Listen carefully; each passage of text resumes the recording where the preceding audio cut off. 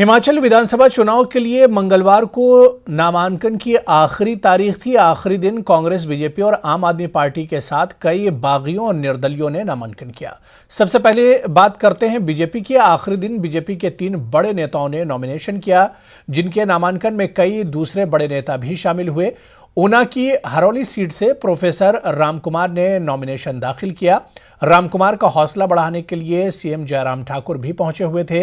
वहीं हमीरपुर की बड़सर सीट से माया शर्मा के नामांकन में केंद्रीय मंत्री अनुराग ठाकुर भी मौजूद रहे। नॉमिनेशन के साथ यहां बीजेपी ने रैली के जरिए शक्ति प्रदर्शन भी किया।